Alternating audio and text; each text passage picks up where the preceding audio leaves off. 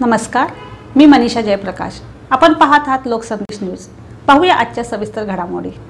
Haveli police station गुन्हे register number 260/2024, भारतीय न्याय संहिता 140(2), 351(2), 351(3), 3(5) प्रमाणे दिनांक 15/11/2024 रोजी गुन्हा दाखल झाला असून सदर गुन्ह्यातील फिर्यादी नामे सोनाली विठ्ठल पोळेकर, राहणार शुक्रवार पेठ, काळाहीद, पुणे यांचे वडील नामे विठ्ठल सखाराम पोळेकर, वय वर्ष 70, राहणार पोळेकरवाडी, सिंहगड रोड, डोंजे, तालुका हवेली, जिल्हा पुणे, हे बांधकाम व्यावसायिक असून शासकीय ठेकेदार आहेत। दिनांक 14/11/2024 रोजी विठ्ठल सखाराम पोळेकर हे नेहमीप्रमाणे सकाळी 5:30 त्यांच्या राहत्या घरातून सिंहगड किल्ल्याच्या दिशेने मॉर्निंग वॉककरिता गेले होते।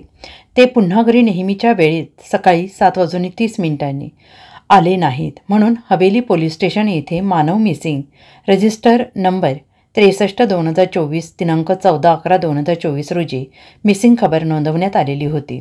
सदर मिसिंग व्यक्ती विठ्ठल पोळेकर यांचा शोध पोलीस तसेच नातेवाईक घेत असताना मिसिंग व्यक्ती नामे विठ्ठल पोळेकर यांनी पायगोडेवाडी ते गोळेवाडी रस्त्याचे शासकीय कामाचा ठेका घेतला होता। त्या कामात कोणताही अडथळा येऊ नये म्हणून योगेश उर्फ बाबू किसन भामे, राहणार डोंजे, तालुका हवेली, जिल्हा पुणे यांनी विठ्ठल पोळेकर यांच्याकडे खंडणी म्हणून एक जॅग्वार कंपनीची 4चाकी कार मागितली। त्याची पूर्तता न केल्यास विठ्ठल पोळेकर आणि त्यांचा मुलगा प्रशांत पोळेकर यांचा खून करण्याची धमकी दिली, असे प्रशांत विठ्ठल पोळेकर यांच्याकडून माहिती मिळाली व डोंजे गावातील योगेश उर्फ बाबू किसन भामे हा त्याचा मोबाईल बंद करून गावात नसल्याने त्यानेच विठ्ठल पोळेकर यांचे अपहरण केल्याची त्यांची खात्री झाल्याने योगेश उर्फ बाबू किसन भामे, राहणार डोंजे, तालुका हवेली, जिल्हा पुणे यांनी त्यांच्या साथीदारांच्या मदतीनं अपहरण केलं असल्याबाबतचा वरीलप्रमाणे गुन्हा नोंदवण्यात आला आहे। सदरचा गुन्हा हा निवडणूक आचारसंहिता कालावधीत घडला होता।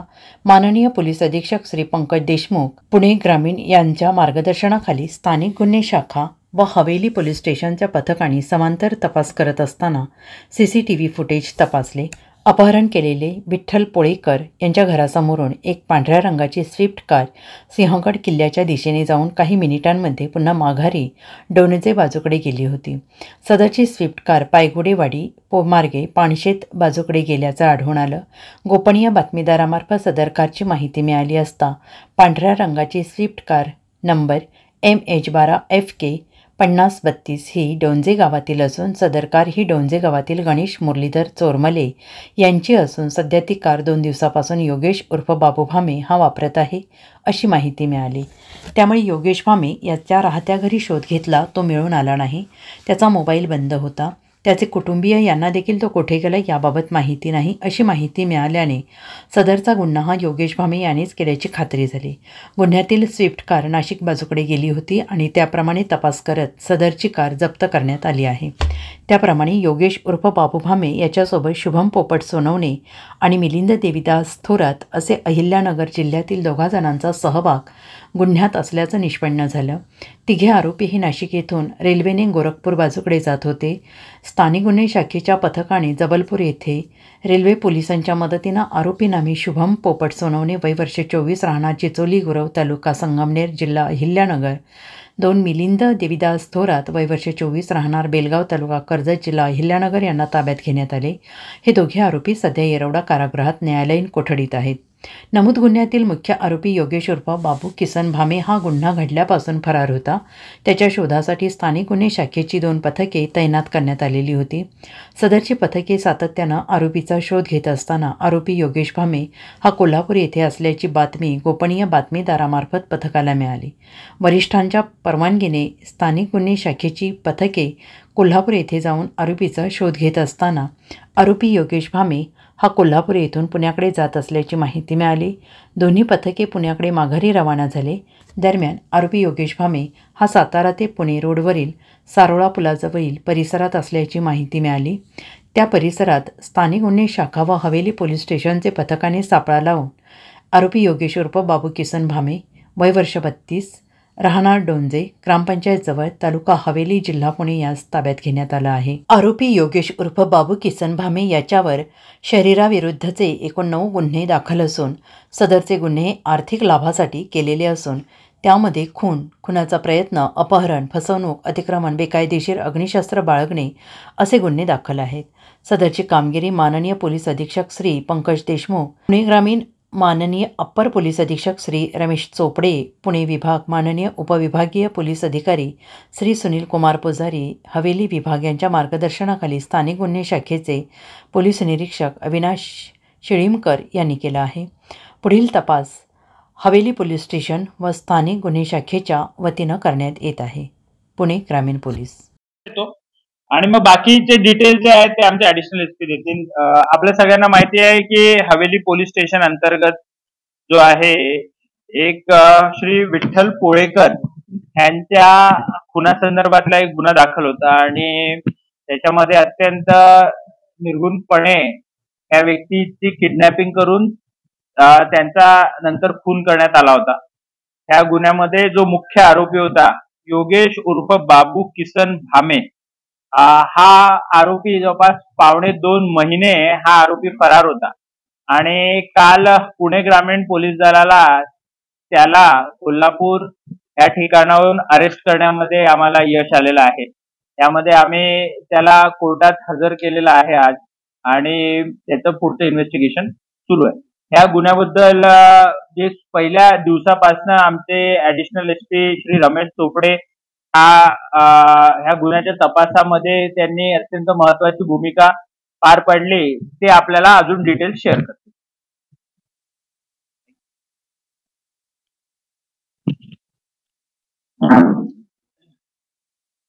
माहित असेल की दिनांक 14/11/23 रोजी हा सदरचा विठ्ठल पोळेकर यांचा पुणे करण्यात आलेला होता आणि त्यांची नंतर 2 दिवसांनी डेड बॉडी आम्हाला त्यांच्या गावाच्या जवळच्या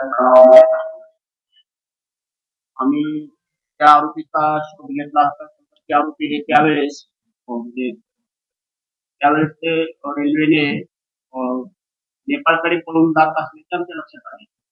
त्यामध्ये आम्हाला त्यावेळेस 2 आरोपी मिळाले होते. त्यातले जे प्रत्यक्ष मारेकरी होते त्यातला मुख्य मारेकरी आणि मुख्य सूत्रधार हा आरोपी फरार होता.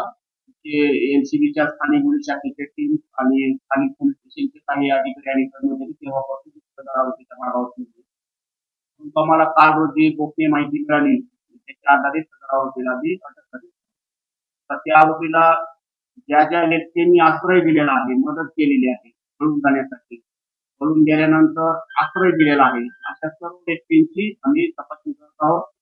ज्या व्यक्तीने त्यांना आश्रय दिलेला आहे, पळून जाण्यासाठी मदत केलेली आहे, प्रत्यक्ष अप्रत्यक्ष त्या सर्व मदत करणाऱ्या व्यक्तींना आम्ही या गुन्ह्यामध्ये आरोपी करून त्यांना अटक करणार आहोत. त्या बाबतीत आमची आता चौकशी सुरू आहे. ओके.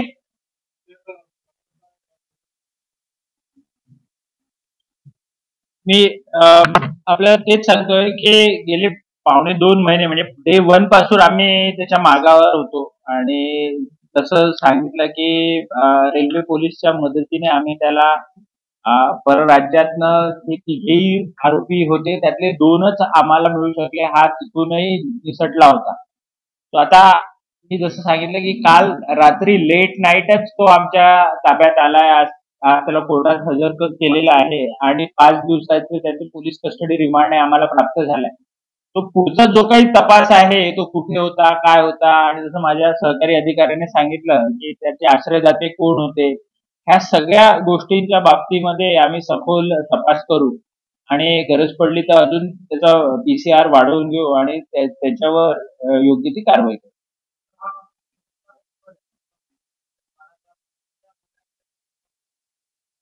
त्याचे डिटेल्स पण आम्ही घेतोय कारण त्याच्यावर ह्या पूर्वीचा पण रेकॉर्ड आहे. त्यासोबतच त्या गावामध्ये अशा प्रकारची याची काही दहशत आहे का किंवा अजून आज अरेस्ट झाल्यानंतर पुढे सुद्धा काही लोक समोर येतील, तर ह्या सगळ्या अनुषंगाने आम्ही निश्चितपणे कठोर कायदेशीर कारवाई त्याच्यावर करणार आहोत.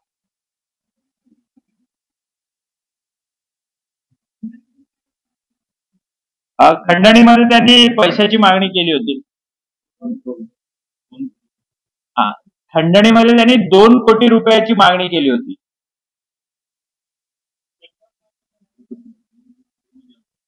2 कोटी किंवा जग्वार कार अशी त्यांनी मागणी केली होती. आणि ह्या पूर्वी पण जो तक्रारदार आहे त्यांनी सोबत त्यांचा कुठला ते एकाच गावात राहणारे होते, तर ते सगळा वाद होता, काय होतं, ह्या सगळ्या गोष्टीची जी काही तपास करायचा आहे तो आता आजपासून आम्ही पुढे करणार आहोत.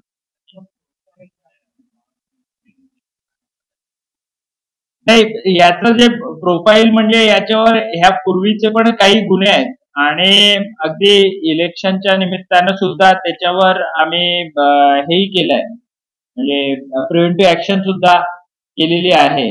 आणि त्याचा अजून जे काही असेल ते पुढच्या, मी जसं जसं म्हटलं की कालच तो आमच्या ताब्यात आला, परंतु ज्या प्रकारचा गुन्हा त्यांनी केला होता त्यामुळे आपल्या सगळ्यांसोबत ती माहिती शेअर करणं अपेक्षित होतं. त्याचे एक फॉलोअप सुद्धा एक 5-7 दिवसामध्ये आम्ही निश्चितपणे करू, जेणेकरून याच्यामध्ये नेमकं त्यांनी काय केलं, त्याचं काय मोटिवेशन होतं, का एवढ्या हिंस्त्र स्वरूपाचा त्यांनी गुन्हा केला, ह्या सगळ्या गोष्टी निदर्शनास येतील आपल्या. ओके, चालेल.